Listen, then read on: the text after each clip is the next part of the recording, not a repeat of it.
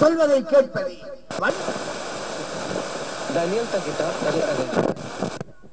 அதில் சொல்லப்பட்ட இன்னொரு விடயம் ஜிஹாது செய்வது.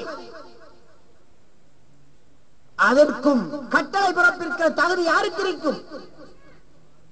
போலீசிட வரண்டை கண்டு போய் கைகட்டி நிற்கக்கூடிய அமீருக்கா? ஐடிங் கார்டு வைத்திருக்க மாட்டேன் என்று சொல்லால் நாட்டு சட்டத்தை மீறிவிட்டார் என்பதற்காக, நாட்டினுடைய சட்டத்தை கேவலப்படுத்தி விட்டார் என்பதற்காக ஜெயிலிலே போடப்படக்கூடிய அமீருக்கா? அவர் அமீர் அல்ல, இஸ்லாம் சொன்ன அமீர் அல்ல, குர்ஆன் ஹதீஸ்ல சொல்லப்பட்ட அமீர் அல்ல.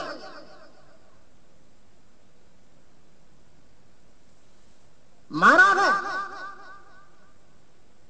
எங்களுக்கு ரசூலுல்லாஹி ஸல்லல்லாஹு அலைஹி வஸல்லம் அவர்களுடைய வழிகாட்டலின் பிரகாரம் புனித பிரகடனம் ஜிஹாதை பிரகடனம் செய்யக்கூடிய அமீர், அந்த அமீர் அவர்தான் அமீர்.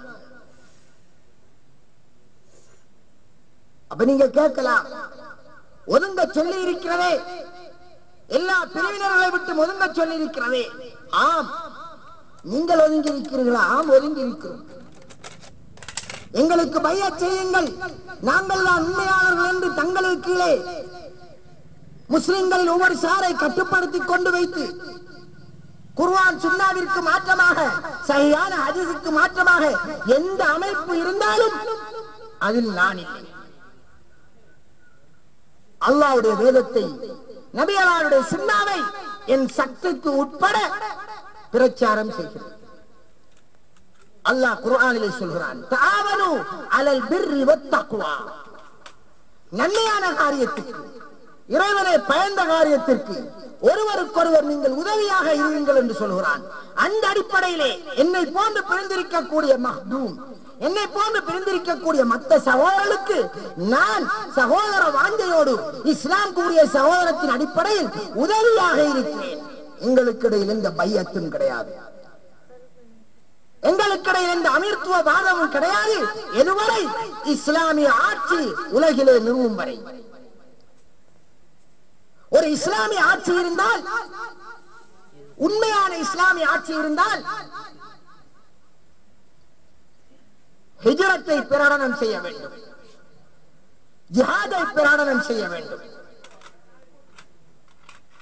குர்ஆன் சுன்னாவை நிலைநாட்ட முடியாத பிரதேசங்களில் இருந்து எங்களது பிரதேசங்களுக்கு வெளிநடப்பு செய்து வாருங்கள் என்று சொல்லக்கூடிய பவர் இருக்க வேண்டும். அதற்கப்பால் அதற்கு எதிராக கொடி தூக்கக்கூடிய மற்ற சமூகத்துக்கு எதிராக உரிமைகளை பறிக்கக்கூடிய சமூகத்துக்கு எதிராக போர் பிரகடனம் செய்யக்கூடிய டேலண்ட் இருக்க வேண்டும். அதுதான் இஸ்லாம் கூறிய ஆட்சி. நமக்கு நாம் இப்போது இந்த நாட்டிலே, பௌத்த நாட்டிலே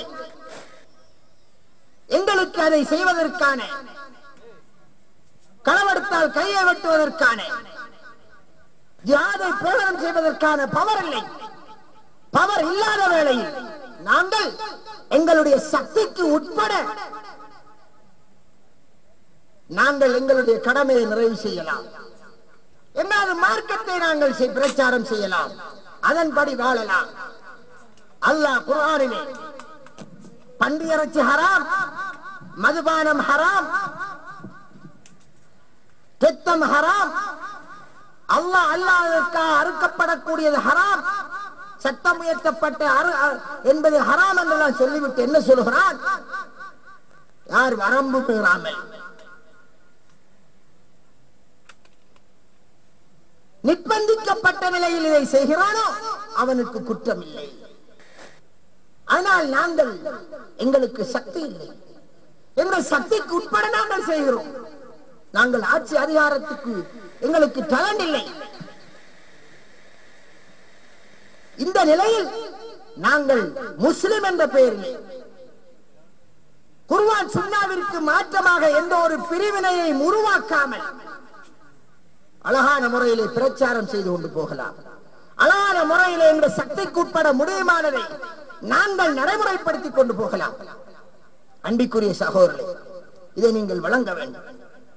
ஆக நான் இப்போது ஒரு விடயத்தை தான் பேசினேன். என்ன விடயம்? பைஅத்தோடு வந்த ஹதீஸ்கள்.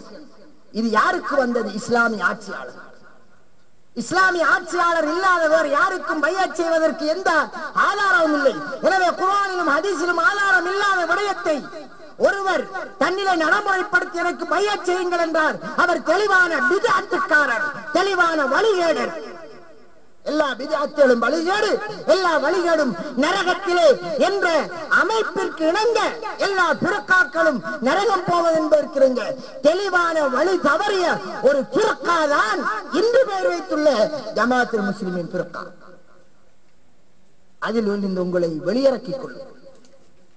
ஹதீஸ்கள் உங்களுக்கு பிழையான முறையில், தவறான முறையில் சொல்லப்பட்டுள்ளது. எத்தனை ஹதீஸ்கள் உங்களுக்கு சொல்லப்படவில்லை. வேறு எந்த ஹதீஸையும் அவர்கள் சர்ச்சைக்கு அப்பால் உங்களுக்கு ஆதாரம் காட்ட முடியாது. 3 பேர் இருந்தால் அமீராக்குங்கள். ஒரு வாதத்திற்கு 3 பேர் இருந்தால் பிரயாணத்தில் அமீராக்குங்கள் ஹதீஸை சொன்னால் பிரயாணத்தில் தானே அமீராக்க செல்லது. அது அது அடுத்த சப்ஜெக்ட். அதை கண்டால் பேசுவதற்கில்லை. அதை கொண்டு வந்து எனக்கு பைஅத்தியானா காபிர் என்று சொல்வதற்கு அதுக்கு இதுக்கு என்ன சந்தர்ப்பம், என்ன சம்பந்தம்? முதல் லைவ் விட்டு விடுங்கள். இது மாதிரி தான் அதனோடு சம்பந்தப்பட்டது. எனவே சகோதரர், நல்ல முறையில் சகோதரர் மக்தூம் அவர்கள் இன்னும் பல விடயத்தை சொன்னார்கள். இன்னும் எத்தனை விடயம் சொல்லப்பட்டிருக்கிறது. இவர்களை நடைமுறையில் உள்ளிக்கக்கூடிய பலகீனமான ஹதீஸ்கள் எத்தனையோ, அது மணித்தியால கணக்கு பேசிக் கொண்டிருக்கலாம். ஒரு சந்தர்ப்பத்திலே இவர்கள் சொன்னார்கள், யார் இவர்களிலே அந்த இயக்கத்தில் இருந்து பிரிந்தவர்கள் சகோதரர் அவர்களிடத்திலே கேள்வி ஒன்று கேட்டார்களாம். ஒருவன் பைஅத் செஞ்சுதானே முஸ்லிமாக வேண்டும், அப்படி என்றால் மசூத் அஹ்மது யாருக்கிட்ட பைஅத் செய்தது? அவரும் தனியத்தான இருந்தாரு. அப்படி என்றால் அவர் பைஅத் செஞ்சுதானே முஸ்லிமா இருக்கணும் என்று கேட்டதற்கு நான் காதால் கேட்கவில்லை. அறிவித்தவர்கள் இவர்களை சேர்ந்தவர்கள். யார்? பிரிந்தவர்கள். அவர் சொன்ன பதில் ஒன்று என்ன தெரியுமா? சிரிச்சு போட்டு சொன்னாராம், ரசூலுல்லாஹ் யாருக்கிட்ட பைஅத் செய்ய? இன்னா லில்லாஹி வ இன்னா இலைஹி ராஜிஊன். இதையும் கேட்டுக்கொண்டு சிந்தனை இல்லாமல் இருந்தால் எவ்வளவு பெரிய வழிகேடா இருக்கும். எனவே நாம் இதை பேசுவது, மக்களே, அந்த இயக்கத்திலே நுழைந்து விட்ட சகோதர சகோதரிகளே, சுவனலோகம் செல்ல வேண்டும் என்ற ஆசையோடு தான் நுழைந்தீர்கள். இரண்டாம் கருத்து கிடையாது. ஆனால் குர்ஆன் ஹதீஸிலே தெளிவில்லாமல் நுழைந்து விட்டு ஜாஹிலியா மரணம் என்றால் காபிர் என்று திருப்பி ஒரு தீர்ப்பை கொடுத்திருக்கிறார்கள். அவ்வாறு காபிராக்க இயலுமா இல்லையா? ஜாஹிலியா மரணம் என்றால் என்ன, அதன் பொருள் என்ன, அது சம்பந்தமா வந்த ஹதீஸ்களை எடுத்து நான் பேசியிருக்கிறேன். இங்கேயும் அந்த சீடிகள் இங்கே கொடுக்கப்படுகிறது. விரும்பியவர்கள் இருந்தால் பாங்கிக் கொள்ளுங்கள். யாருக்கு பைஅத் செய்வது என்ற தலைப்பிலே ஒரு சீடி. ஜாஹிலியா மரணம் என்றால் என்ன, அதன் பொருள் என்ன என்ற ஒரு சீடி. ஜமாஅத்துல் முஸ்லிமீனா என்று ரசூலுல்லாஹ்வினால் பைஅத் செய்யுமாறு சொல்லப்பட்ட ஜமா யார் என்பது இது சம்பந்தமாக பேசப்பட்ட சீடிகள் எங்களுடைய ஊரில் இருந்து வந்த சகோதரம் இருக்கும். அவற்றை நீங்கள் பெற்று அதை கொண்டு மற்றவர்களுக்கு கொடுத்து பிரயோசனம் அடைந்து கொள்ளுங்கள். இதே மாதிரி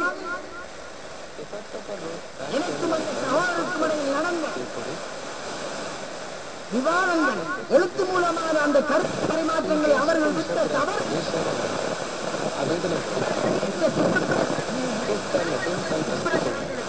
அவை 2 மண்டலம் இருந்தால் நான் தெரிந்து கிடைக்கும் உங்களுக்காக. அந்த சுற்றுப்பிரசனங்களின் பற்றியை இந்த ஊரை சேர்ந்த சகோதரர் பகையலிடம் ஒப்படைத்தான் நினைக்கிற மஹ்தூப் அவர்கள். அவற்றை நீங்கள் விரும்பினால் நோட்டீஸ் அடித்து வெளியிடுங்கள் அல்லது போட்டோ காப்பி எடுங்கள், அதை வாசித்து வழங்குங்கள். அது மாதிரித்தான் இன்னும் பல ஆவணங்கள். எனவே அல்லாஹு தஆலா இவைகளை விளங்கி நடக்க, நேர்வழியின் மீது நிலைத்து நிற்க, இவைகளை விளங்கி மற்றவர்களுக்கும் பிரச்சாரம் செய்வதற்காக அல்லாஹ் நம் அனைவருக்கும் அருள்பாலிப்பானாக. எனக்கு பின்னும் சில விளக்கங்களை சொல்வதற்காக சகோதரர் அரகமௌலி அவர்கள் வந்திருக்கிறார்கள். அவருக்குரிய இடத்தை நான் கொடுத்து முடிவெடுக்கிறேன். வாஹிரு தாவானா.